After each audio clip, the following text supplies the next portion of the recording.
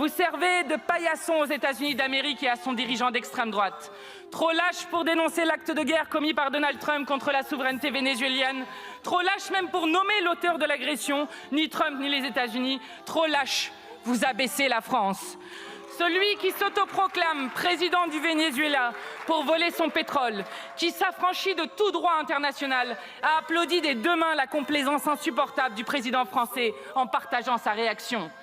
Cautionner l'enlèvement d'un président en exercice et de son épouse dans une opération qui a fait 100 morts, c'est cautionner le kidnapping comme méthode politique. C'est accepter demain la main basse des États-Unis sur le Groenland, sur Cuba, sur le Mexique, sur la Colombie, sur la Palestine.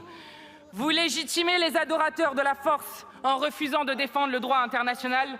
Quant aux agents du service après-vente du Pentagone qui voudraient faire croire que les États-Unis agissent pour la liberté et la démocratie, qu'ils regardent en face l'assassinat de René Nicole Goud par la police de l'immigration.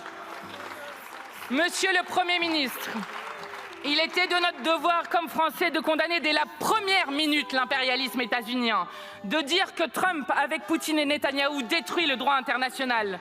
Car la servilité ne produit rien d'autre qu'une extension de la domination du plus fort. Elle est la dernière des faiblesses et un manque de fidélité à notre tradition diplomatique. Vous nous faites honte, comme nous avons honte de voir la France complice du génocide toujours en cours à Gaza. Un cessez-le-feu avec un enfant palestinien tué en moyenne par jour n'est pas un cessez-le-feu. Nous avons honte de vous voir continuer à défendre l'OTAN emmené par un État qui nous menace et nous rançonne. Les insoumis au pouvoir auraient immédiatement rejoint le front du refus, porté par la Colombie, le Brésil, le Mexique ou encore l'Espagne, car la France ne sera jamais la vassale des États-Unis.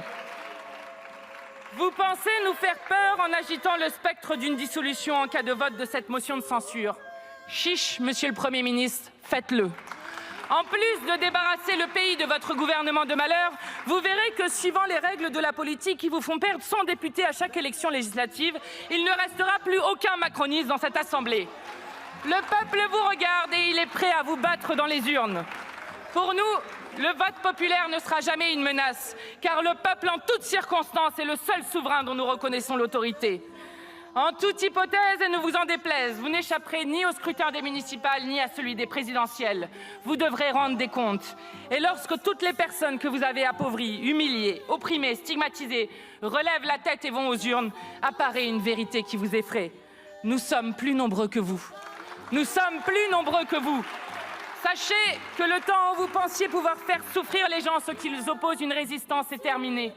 Les mobilisations sociales en cours en sont une démonstration supplémentaire. Nous nous en réjouissons. Monsieur le Premier ministre, quand le peuple se rappelle qu'il est peuple, il vous fait peur. Et vous avez raison d'avoir peur. Vous tomberez, et lorsque vous tomberez, le peuple vous regardera et vous rappellera cette leçon de Gérard de Nerval. C'est que le peuple aussi, malheur à qui l'éveille, pour que tout au-dessus de l'immense édifice penche et se démolisse, il ne lui faut qu'un mouvement. Vous tomberez. Merci beaucoup, Madame la Présidente Panot.